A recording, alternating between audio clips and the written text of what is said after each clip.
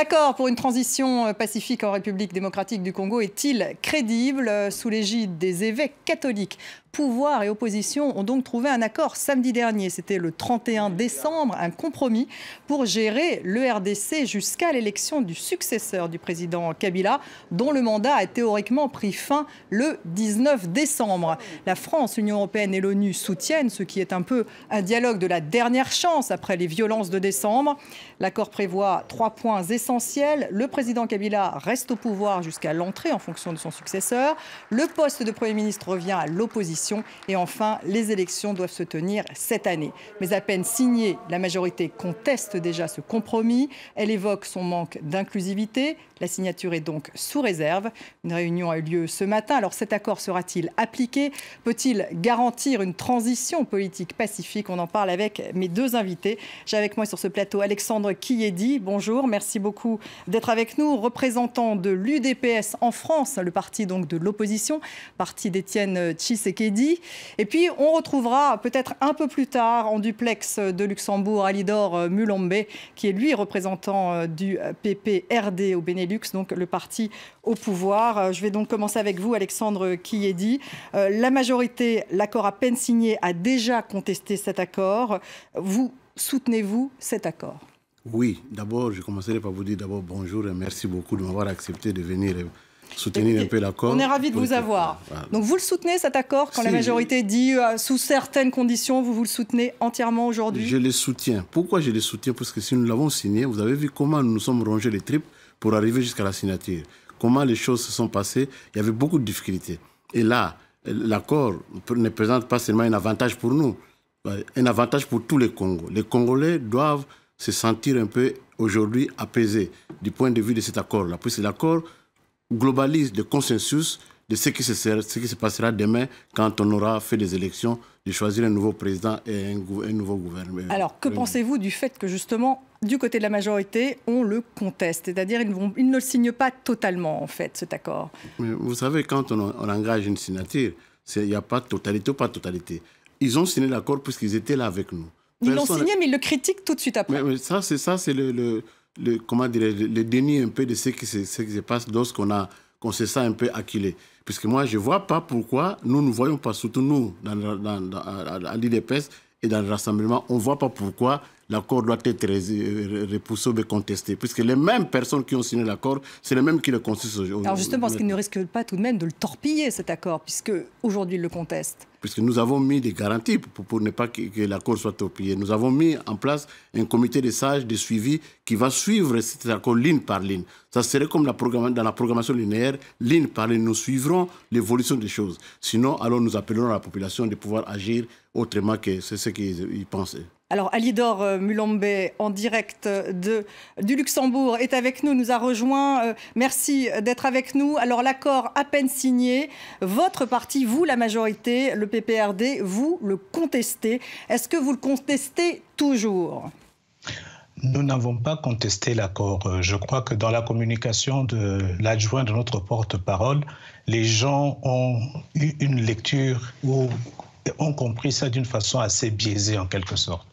Nous disons ceci, nous sommes satisfaits avec l'accord. Ça, c'est le premier point. Donc vous le soutenez entièrement, Monsieur Mulombe, cet accord aujourd'hui? C'est ce que vous nous dites aujourd'hui sur France 24? Parce que ça n'était pas clair ce matin.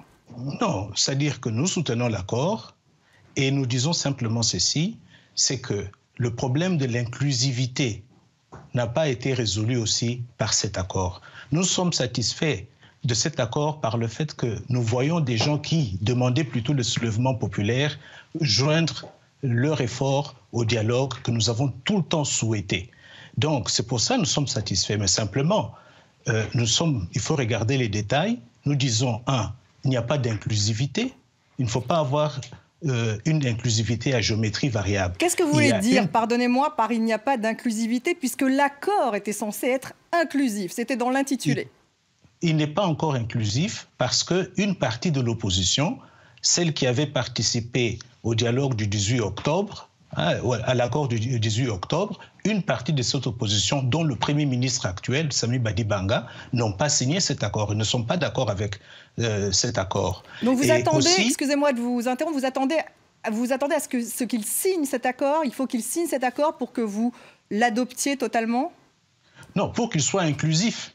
Il ne faut pas avoir une lecture à géométrie variable. On disait que l'autre accord n'était pas inclusif. Eh bien, celui-ci, il n'est pas non plus inclusif. C'est pour ça que nous demandons aux évêques de continuer à travailler avec ces membres de l'opposition qui ne sont pas d'accord avec ce qui a été atteint jusque-là, pour qu'on puisse avoir l'inclusivité. C'est ça notre position. Donc, mais est-ce qu'il doit être appliqué aujourd'hui en l'état, Alidor Molombe, cet accord? On ne peut pas l'appliquer dans cet état aujourd'hui. L'inclusivité n'y est pas. Donc vous le torpillez en disant ça?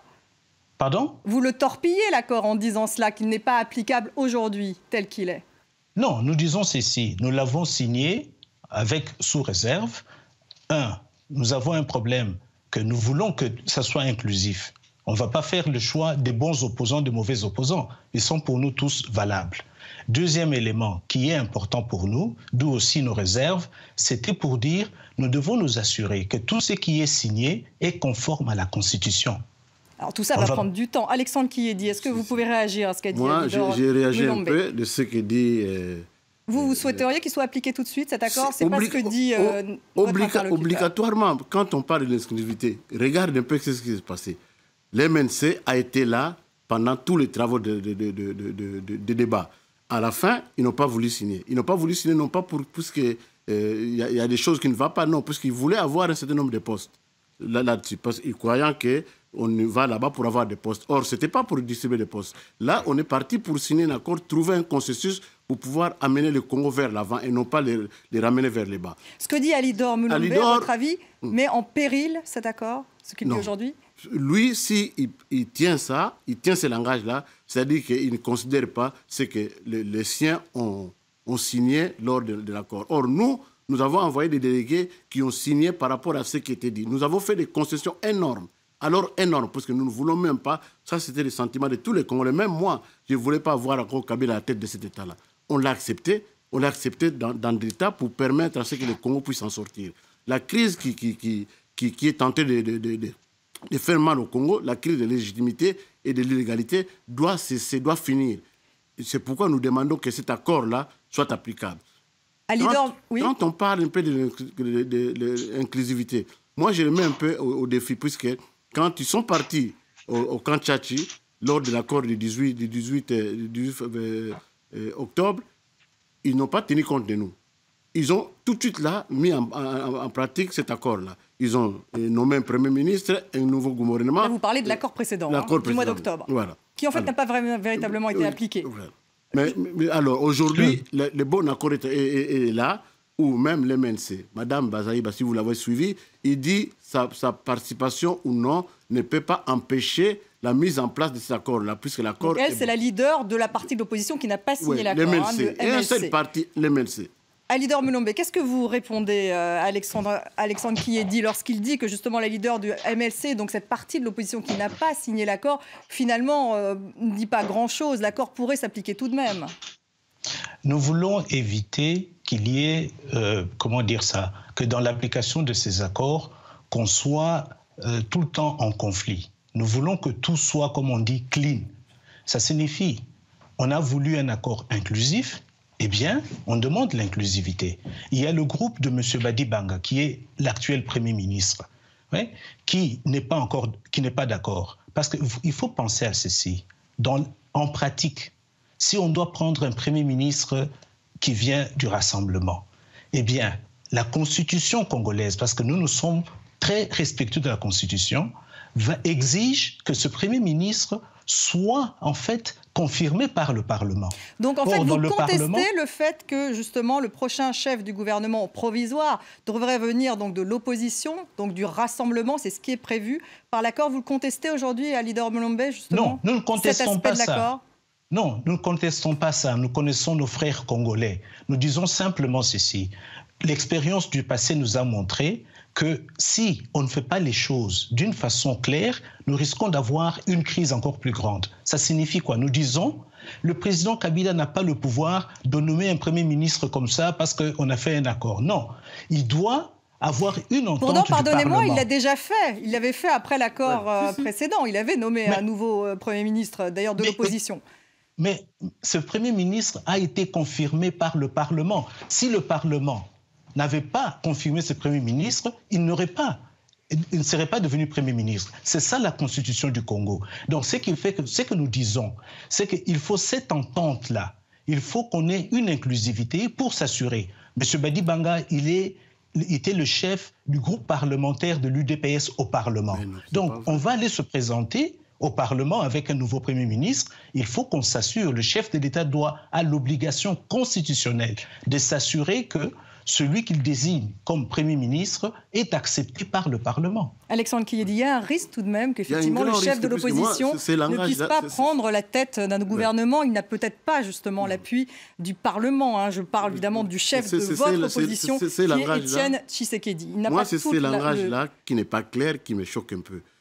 Qu'est-ce qui vous choque ? Ce qu'il dit, lui, il dit qu'il tient à la Constitution. Si vraiment il tenait à la Constitution, Kabila ne serait plus président. Il serait parti depuis le 19 décembre, puisque son mandat était terminé. La Constitution dit que le mandat du président devait prendre fin le 19 décembre. Il devait partir. Donc vous dites que c'est un prétexte ? S'il est resté, c'est puisqu'il y a un compromis.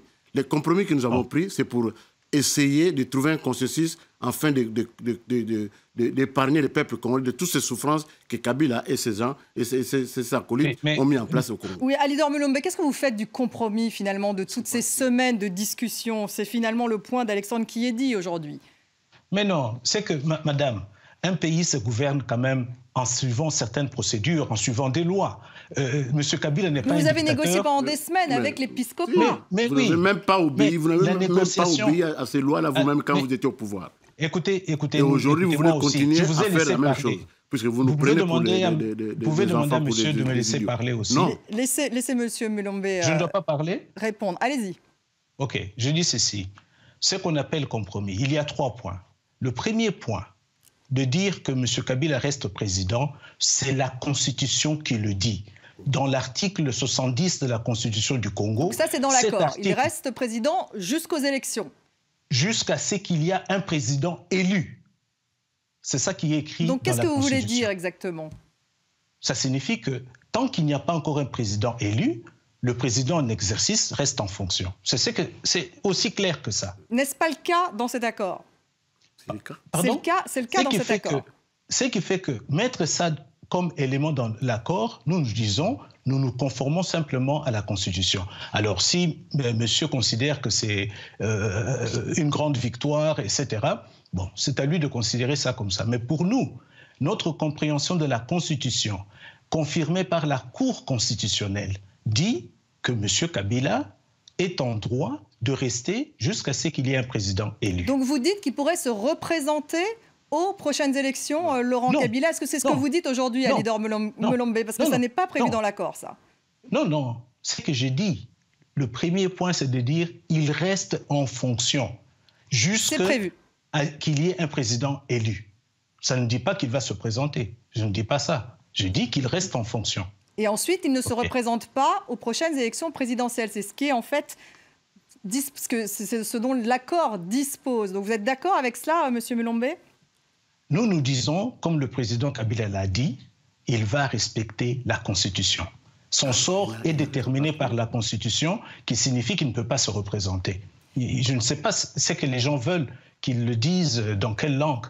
Il l'a dit. Alexandre Kiyedi, est-ce qu'on peut redouter de nouvelles violences en fait aujourd'hui? Parce que finalement les choses restent floues à vous entendre tous les deux. C'est ce qu'on ne veut pas d'ailleurs. C'est pas Nous, flou. on veut jouer les jeux. On ne veut pas qu'il y ait de violence. Mais eux, ils nous poussent à la violence. Voilà. Quand ils disent des choses sans avoir comment dire, mesuré l'intensité des choses qu'ils disent, moi, ça me désole un tout petit peu. Alidor Mulombe, on ne risque pas de nouvelles violences, justement, à force de remettre encore, parce que vous remettez encore l'échéance. S'il n'y avait pas cet accord-là, ce dialogue-là, Kabila aurait fait un référendum pour rester encore au pouvoir.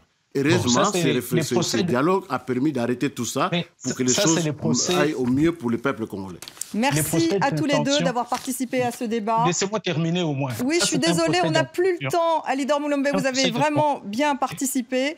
Merci en tout cas d'avoir participé. Et puis, merci à vous de nous avoir suivis, bien sûr. Restez avec nous sur France 24.